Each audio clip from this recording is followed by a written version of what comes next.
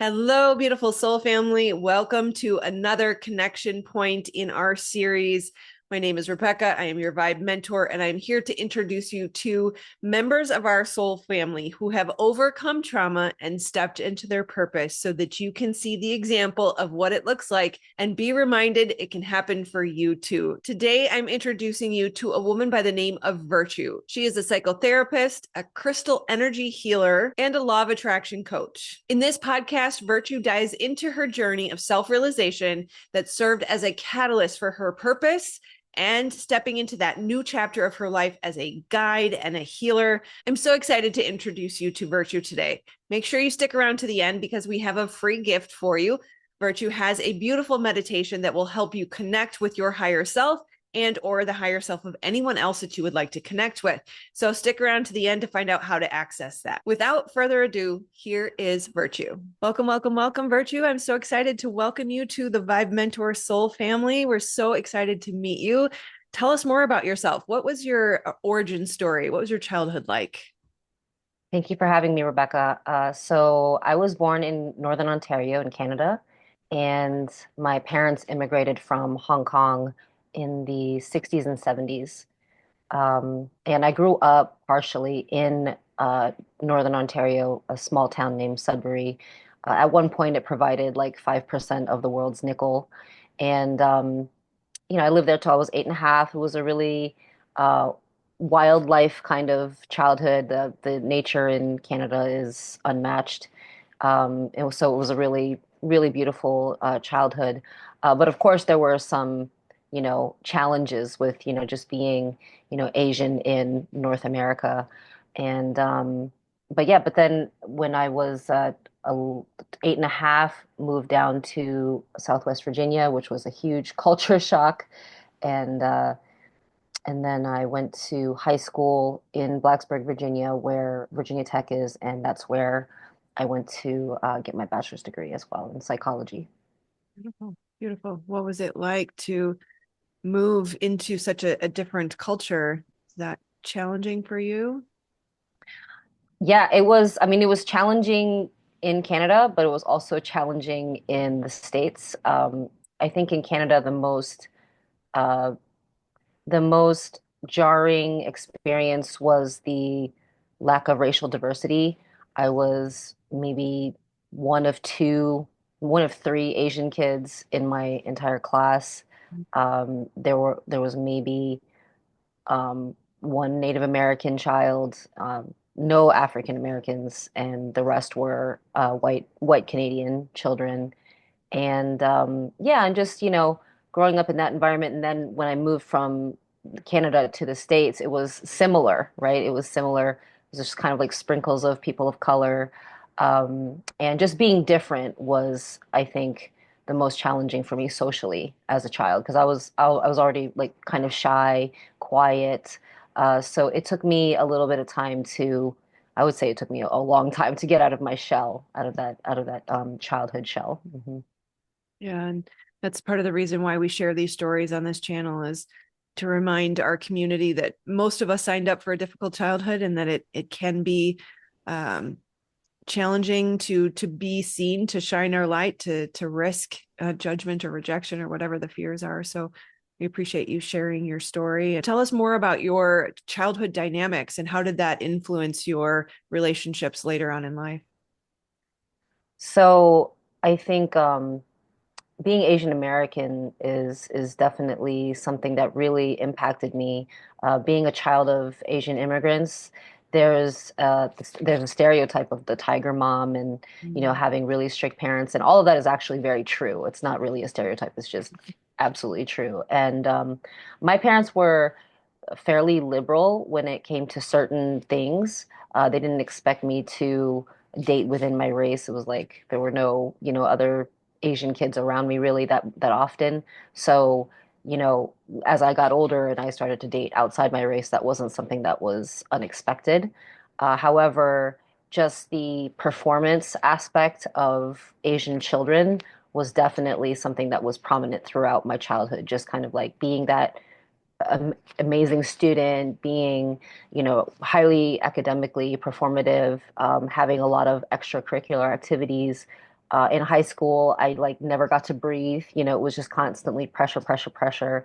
So when you look at the suicide rates in Asian American children, teenagers, college age children, or kids, or adolescents, and also compared to the Chinese statistics, it's very high amongst young adults and adolescents.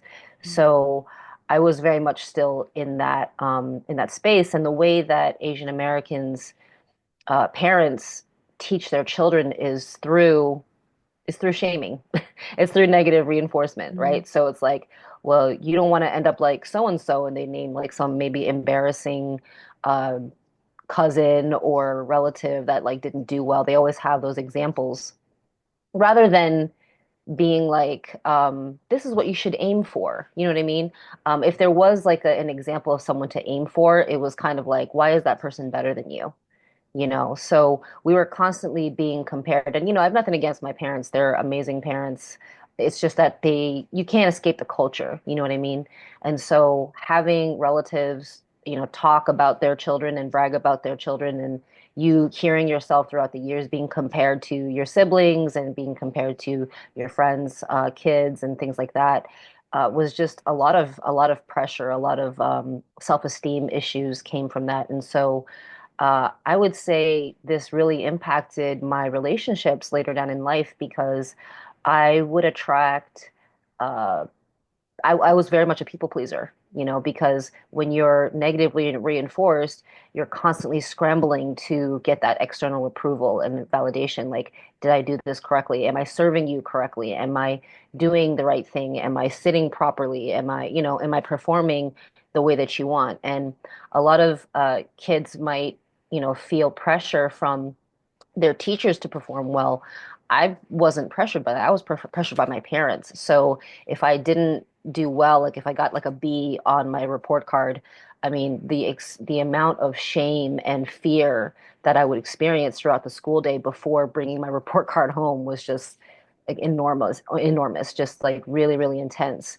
And so it was just like I kind of grew up with this dialogue that I was never good enough and I would never be good enough. And so graduating high school was like, whatever, like that's not even a celebration.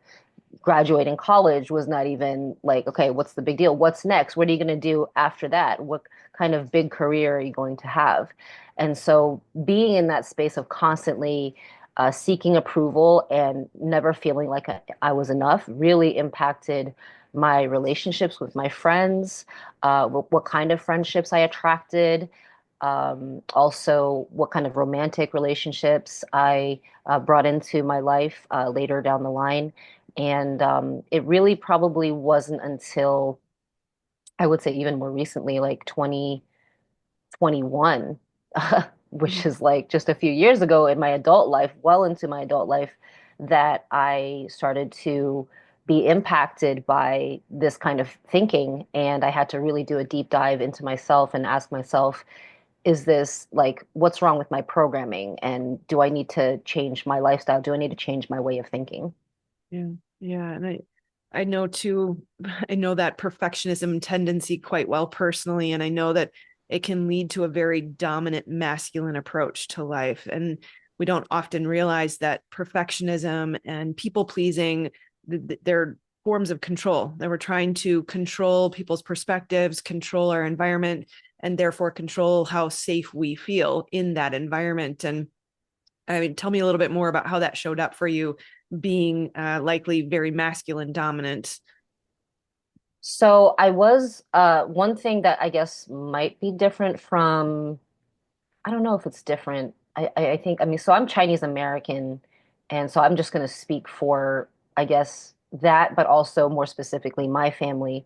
My grandparents were they were very much about raising, because my grandparents had a bunch of girls, and in the Chinese culture, the boy is who gets the name passed down, and so boys are kind of looked at as like, oh, you have a son, like you're going to pass down the family name, you're going to become a great, person, you're going to represent the entire family.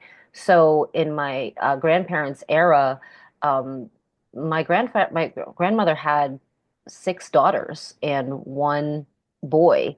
Mhm. And back then it would have been like, oh, you should just sell them off. You should just sell off your daughters because they're not worth anything. They're going to become slaves. They're going to become servants.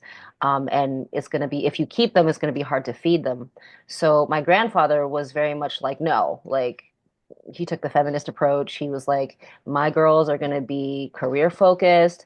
They're not going to chase after men. They're not going to, find a husband to take care of them. They're going to be career focused, like educated women.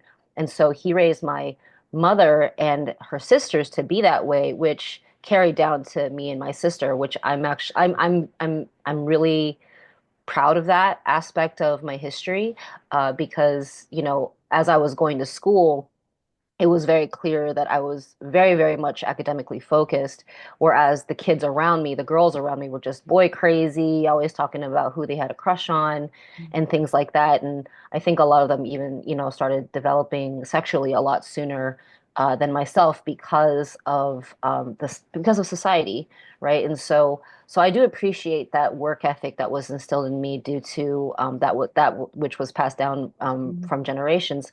However, it did really put me into my masculine energy, right? And so that really didn't stop until, I mean, I still feel like I have a lot of masculine energy just because I am single and I'm not in a partnership right now, and I do have to like uh, I have to. Well, I don't want to say I have to provide for myself. That's just never been like a question. I've always provided for myself. You know what I mean? Mhm. But even the idea of like uh, being in my feminine, like let's say if I were to find a partnership where maybe I didn't have to work, like that's just never kind of been like a possibility for me, if that makes sense, just because I'm very much a go-getter and I've always been very career focused. Yeah.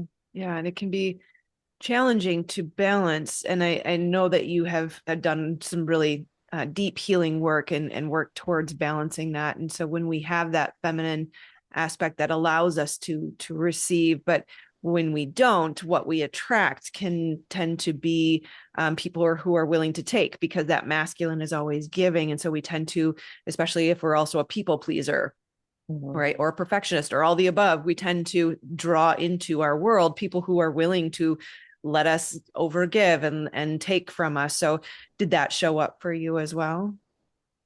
Absolutely. I think society plays a big part in that also in regards to how women are viewed. Just like women aren't necessarily allowed to have pleasure, or oh, you can't have too many, lovers. There, otherwise you're used goods, that kind of double standard. And I think that in particular, what what changed for me was understanding that as women, like that sacrifice isn't actually noble. You know what I mean? I think like the narrative my whole life has always been like, oh, well, do for others. Like, don't do for yourself. If you do for yourself, then you're selfish, right? And I would look at, women who would take care of themselves as like they're vain, oh, they're like beauty freaks. They're, you Mhm. know, like what's this thing about self-care, self-love? Like when I could be spending time like feeding people or educating people or helping people, right? And so the way that I thought was very much like of service and of like self-sacrifice. And so that attracted, like you said, takers, that attracted narcissistic personalities, especially in my love life. And it took me a really long time to get out of that paradigm and to realize that that was a deep-seated program within myself that I desperately needed to change and want my inner child wanted me to change. Yeah. Yeah. What was your breakdown to breakthrough moment? What kind of brought all of this to light so that you could start working to heal it? Sure. So I was a human rights advocate and independent journalist for 12 years. And, the topic that I worked on most specifically was um, state-sanctioned violence. So Mhm. if a community member was killed by the police, for example, our team would go and research the case and, interview witnesses and talk to families and things like that. And and that was, to do that, it was a passion project. I really wanted justice for these families. I wanted their voices to be heard. And and throughout that process, like I at that time I wasn't very energetically aware. I wasn't like, I knew about like, oh, energy transference, vicarious trauma, but I didn't take it so seriously because I didn't understand vibration. I didn't understand frequency.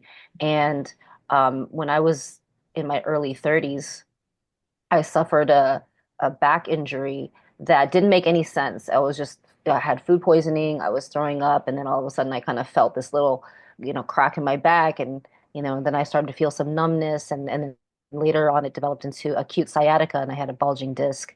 And as someone, I was 32, I think 31, 32 at the time, and for me to have like experienced that kind of dramatic, back injury was just kind of like, where did this come from? But obviously, in retrospect, it was like, oh, it was all that trauma that I was carrying in my shoulders and my lower back, and the back is the supporter of life, and so when we feel burdened, that's where we feel a lot of our pain. So um, during that time, I had to go on a healing journey because I couldn't even walk for like 3 months. And so in that time, I found acupuncture, and I also started doing yoga on a regular basis because I read miraculous, the universe always provides, right? So Mhm. I Yeah. was researching my injury. I found a woman who had the exact same injury as me, and she said, "Oh, okay, well, my healing journey looked like this. It was basically hot yoga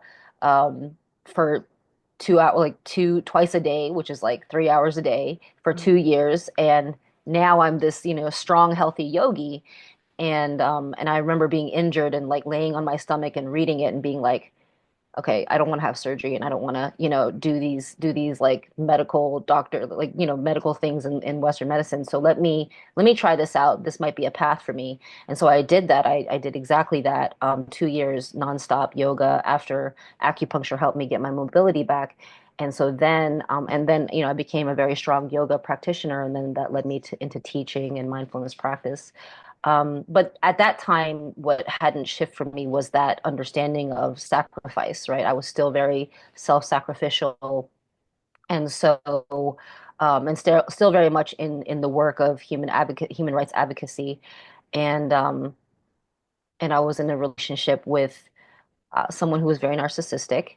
And it wasn't until 2020 when George Floyd was killed. And when he was killed, that kind of created, especially during COVID also, because, obviously if it hadn't had happened under COVID, it probably wouldn't have gotten the news that it did.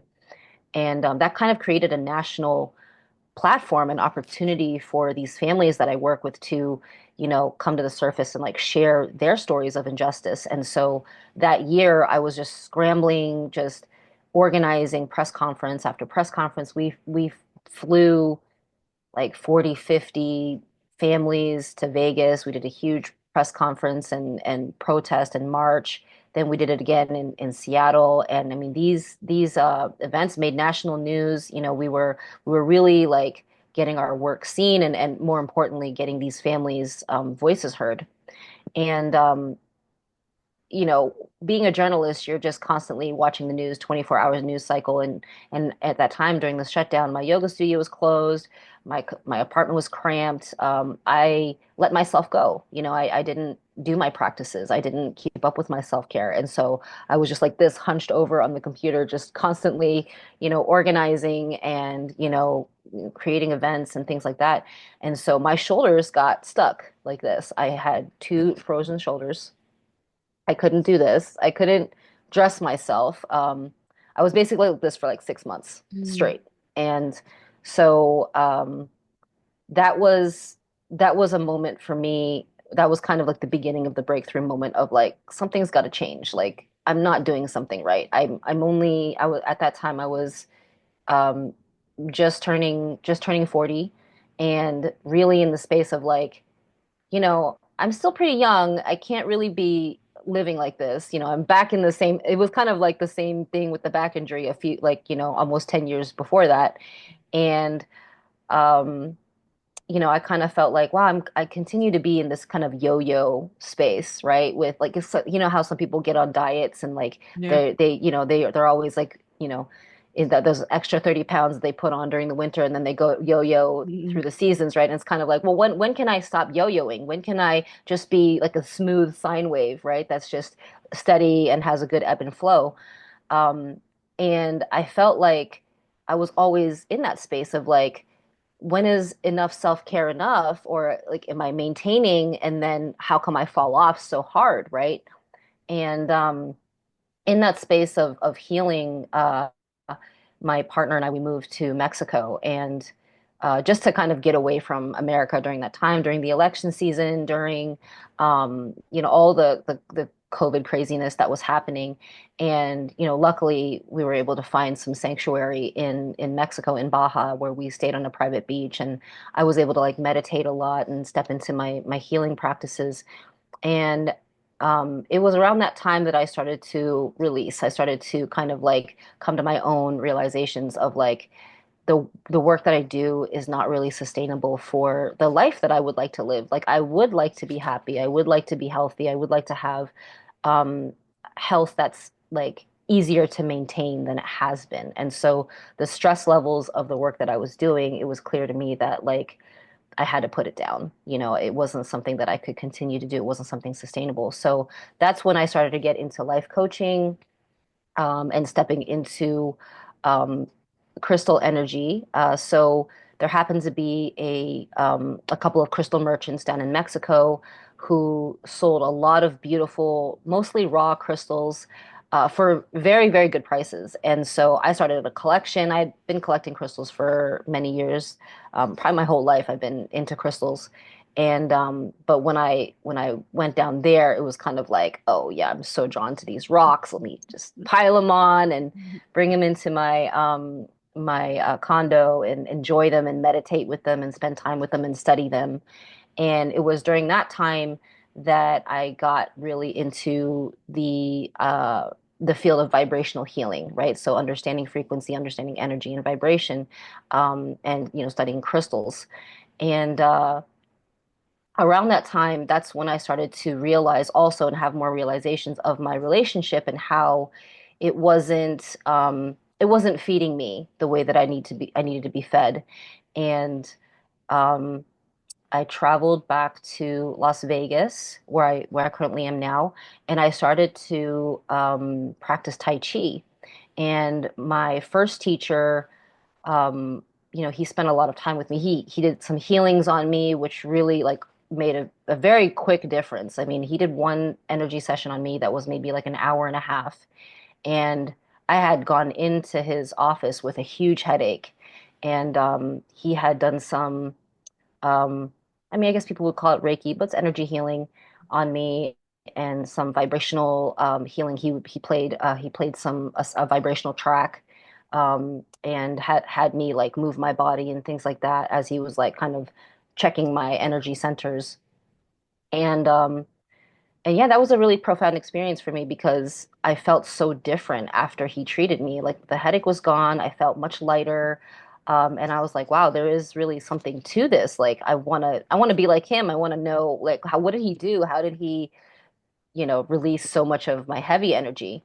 And as I started to spend more time with him, he kind of started to get to know me better. And one day he was just like, sacrifice is not like a high vibration, it's like it's not like a good thing. And I'm like, what are you talking about, and so we had to talk about it. And he was just like, he gave some example. I can't remember the example now, but it was something about like a story or a fable of like someone, sacrificing versus like, opting for like a more practical teamwork, kind of collaboration where it's like everybody's holding a load. Whereas like if you sacrifice yourself, you have nothing left. There's Right. no more of you left to give, you're Right. gone, right? And so that was like a breakthrough moment for me because I was just like, oh, this whole time I thought martyring myself was the thing to do. And that was, yeah, I would say like that was a very big moment for me, a very big aha moment for me, where I was just like, wow, I have been self-sacrificing my whole life. Where did this come from? And so then, it goes back to the childhood of like negative reinforcement, never being good enough. Don't bring attention to yourself, don't take care of yourself, don't do self-care or self-love because you're just being vain and selfish, and that's not looked upon as well. You're a woman, you need to go serve other people, you need to go sacrifice yourself, right? So releasing that narrative, I think, was like the opportunity, the lesson that I needed to learn for me to start a new life, for me to turn a new leaf and to let go of things that no longer serve me, and to really look at that inventory of relationships and things, Yeah.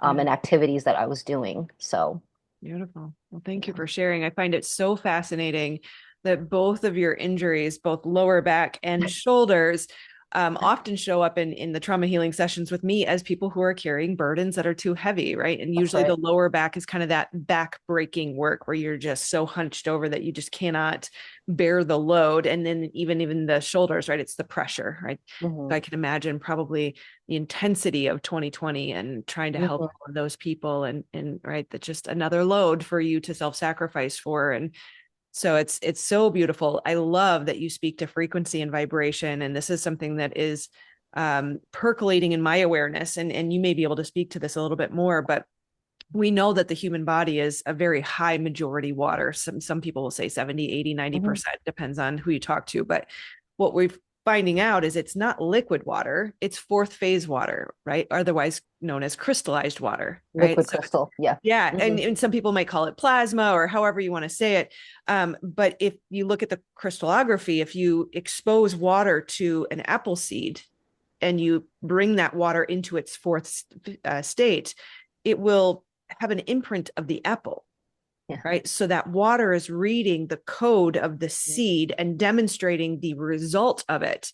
And so if you look at trauma memory and how the body Mhm. keeps the score, it is the imprint of the programs that we received. That's And right. if you look at why is that water changing its frequency, if you put love on your water bottle versus hate or heavy metal music, you're going to change the signature or the program in the water. And so that makes so much sense why the frequency or the energy work, right? The Tai Chi was changing the imprint or the code held in your cellular memory of your identity. And so we can step into the awareness cognitively of I should stop this back-breaking service, but without the ability to release that identity from the water in your body, it becomes much more difficult. So I don't know if you're able to speak to that or if you have more crystals that can help support that. It's a really fascinating topic. I love that you mentioned that because I absolutely love studying water. That's something that I'm, kind of like dipping into a lot more now with my studies and understanding the intelligence of water, right? At first, it was kind of like, well, Dr. Masato Emoto, right? He was the one Mhm. that originally did the water crystal pictures, finding that they had the ability to hold memory. What we're finding out now in more recent water research is that water doesn't just hold memory. Water is alive. Water has intelligence. Water interprets how it will, right? Like it has its own consciousness, and we are made of water. So we are made of water consciousness, and we have the ability to change, we have the ability to release, we have the ability to overwrite, our beliefs. Everything, like you said, everything is about programming. And so how we can count on vibrations and frequency medicine, like vibrational medicine. I have a book here, Vibrational Medicine by Beautiful. Dr. Richard Gerber. Definitely highly recommend. It's an old book. I mean, it's probably written in the 70s or something. So this is not, like something that's like overly new, you know what I mean? 1988 is when he published it. But he talks about how this is the future of medicine. And I'm so excited to be part of this. You know what I mean? Like I find it to be so amazing. But let me get back into crystals and how crystal energy helps us to stabilize our vibration. So as you said, we're liquid crystal, right? So our frequency, we're always vibrating because all matter, right, has an electromagnetic field. So So this crystal, this fluorite crystal has an electromagnetic field. I have an electromagnetic field. You have one. We have, I don't have magnetite crystals available. Oh, wait, no, I have magnetite right here. I'm wearing it. I have magnetite crystals right here, but magnetite is the most magnetic mineral on the planet. It's what makes the magnets stick to the fridge. And we have that in our heart, a lot of it in our heart, and we have a lot of it in our brain, mostly in our heart, which is why um, when we feel something, it's really, really profound. Like a feeling of sadness or a feeling of profound happiness or love is just like so overwhelming, right? It's because we have all that magnetite in our heart, right? And so our frequency is determined by what we think and how we feel, right? Largely, it has to do with diet and how we take care of ourselves as well, right? That's our immune system, that's our energy body. But largely, our frequency is determined by the thoughts that we generate and the emotions that we generate. And so, if you think about how social emotional learning is really not a part of our academic curriculum in elementary school or really ever, right? It's kind of like you decide to take psychology in high school, you might have some social emotional learning, right? You go into the field, you might have some social emotional learning. And we live in a society that's very low vibrational. We don't know how to handle our emotions. We don't know how to regulate our nervous system. We don't have any of that language. You talk to kids now or adults. I work with a lot of families, and now I usually work with the child and the parent because they both need it. They both need to know how to like read their emotions and identify when they need to take a deep breath or something like that, right? So our frequency in general, as a general population, is just super chaotic all over the place, right? It's like angry one moment, sad one moment, happy one moment, right? And it's just the way that we oscillate energetically as a species is like very unpredictable, very uncontrolled, right? There's no awareness there. So crystals, being around them helps us to stabilize our frequency simply just by being around them because crystals have a highly ordered molecular structure. We're liquid crystal, they're crystalline solids, Mm. right? So this crystal has one frequency, right? Its molecules are exactly the way that fluorite forms, right? Which is highly ordered. And it's not moving, it's a solid, right? As solid as matter can be, right?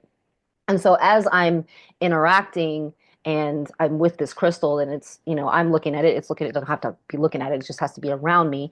Its vibration is calibrating mine, it's influencing mine. And through the color also, that matches with whatever chakra color, right? So like this is a light blue fluorite. That's my throat chakra. So I can be sure that it's helping me to stabilize my throat chakra, which is the area where I express my truth and I express my creativity. So just being around this is why I have it here at my work desk because this is where I do a lot of my work, my creativity, my expression, and so I have it here to help me to stabilize my throat chakra. So that's quite simply just how crystals work, right? They have the ability to they also absorb and store memory, so you can program them, right? And it's really powerful and it's interesting because the guy Marcel Vogel. He was a Vogel. He was an IBM engineer, and he invented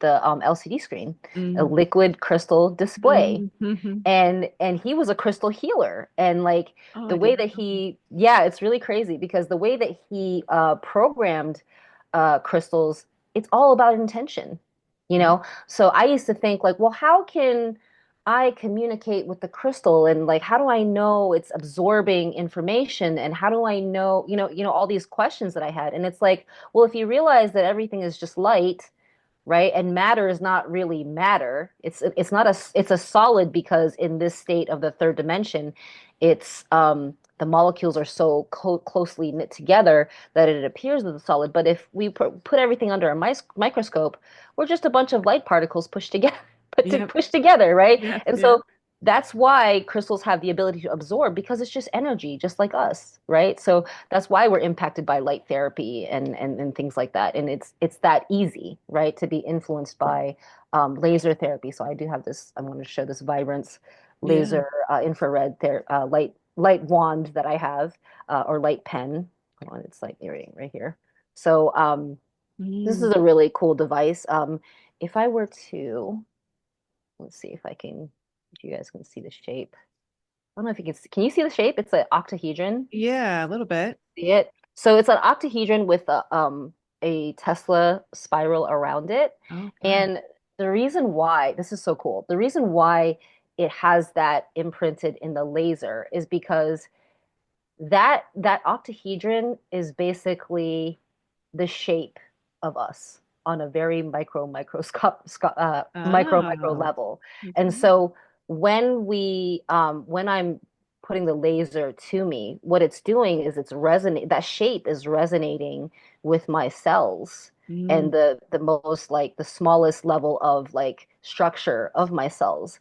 And the octahedron, which is eight sided, which is the infinity symbol, right? It's a representation of love, and we are made of love, right? And so that's why this works, which is so crazy. And the Tesla coil helps it to spread, right? So shapes matter. That's one thing I've really learned about vibrational healing and crystals is that shapes shapes matter a lot because that's our imprint, right? It's like my even though like this is my avatar, the fact that I have, an imprint like where my eyes are, where my nose is, how things are shaped, that's my imprint, right? Yeah, And yeah. so the when I have these tools that are vibrating with me, it's their shape that's also helping to refine me and render me, right, to be the most optimal, right? Does that make sense? So fascinating. I love that you can Yeah, bring the science and the details, right? Because I've heard a lot about crystals, but not really understood how they work. So that's extremely beneficial. What are your top favorite stones for people to work with or crystals to work with, especially if they're focused on healing? for sure, for sure. So I want to start people. I have a lot of like favorite because there's so many different kinds of crystals, right? But I Mhm. want to point to the ones that are most accessible to people just because, there are so many there's so many stores now available, metaphysical crystal stores that you can go Mhm. into. And so I would say the best ones to start with, black tourmaline is very, very powerful. There's a lot of science behind black tourmaline. They give off negative ions, which is proven to be an antidepressant. Uh, Black tourmaline absorbs. It's black. Black, the shade black absorbs energy. So it's always great to wear a black crystal. I love to wear I'm a Scorpio. I love to wear black clothing, Mhm. but it's like black clothing, you have to be careful because it absorbs energy. So it's just like when you walk out in the sun and you're wearing a black shirt, it's going to get hot, right? Because it's Mhm. absorbing energy.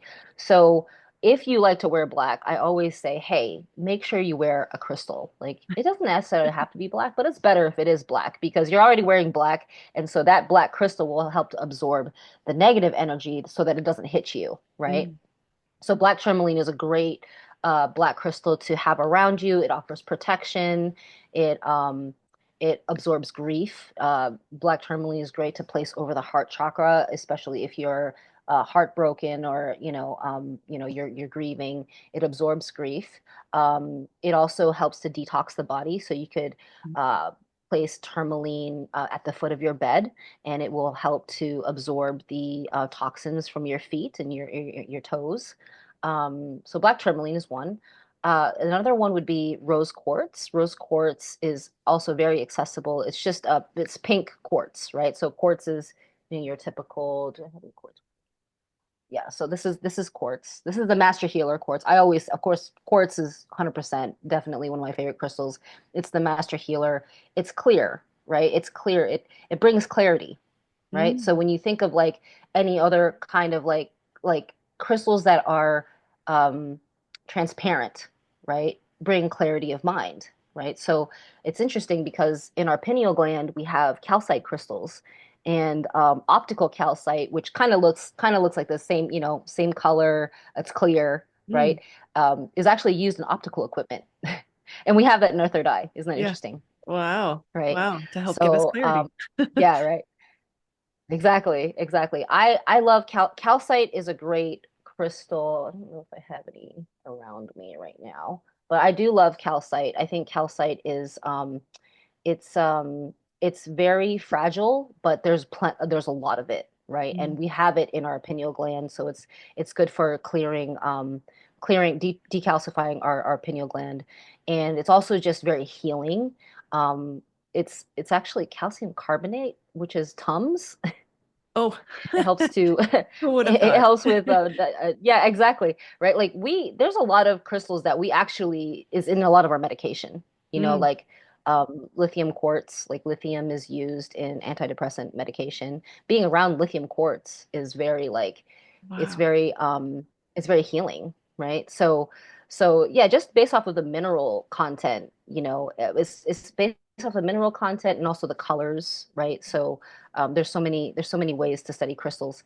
But rose quartz, so rose quartz would be a pink version of this. And the reason why I love rose quartz is because it's a reminder of self-love, Mm, right? I always wear my rose quartz ring as a reminder to me on this journey of like, hey, stop for a minute, give yourself love. Because, we if we are loving as a people pleaser, you have to like, or as a recovered people pleaser, you mhm. have to remember like, um, when you people please, you're not always giving because you're out of love. You're giving out of fear, right? It's like, oh, I'll do this person's homework so they still like me, Yep, right? yep. So when you're a people pleaser, you have to be reminded of like, wait a minute, what is my motivation for giving love? Am I doing it to receive love, or am I doing it because I have enough of it to give? Right. So when you have rose quartz around you and you remind yourself to give yourself love, you automatically start to emit love anyway, Mhm. without needing it to be returned because you're generating so much self-love yourself, right? Just like the sun, like how does the sun give off its rays without giving it everything away? Well, it's a self-generating battery like we are, right? Okay. So okay, so I said black tourmaline, rose quartz, there's quartz. Carnelian is really great. That's like an orange kind of color. It's great for the sacral chakra, which is a seat of our joy, our creativity. It's great to have in the bedroom Mhm. for passion, but it's also just great to soothe emotions and help release negative emotions and heal sexual trauma also. Mhm. And then the last one I want to talk about would be moldavite. Moldavite is a tektite, which is created when it's an impact glass that's created when a meteor hits the planet. And moldavite specifically is a green tektite that can only be found in the Czech Republic.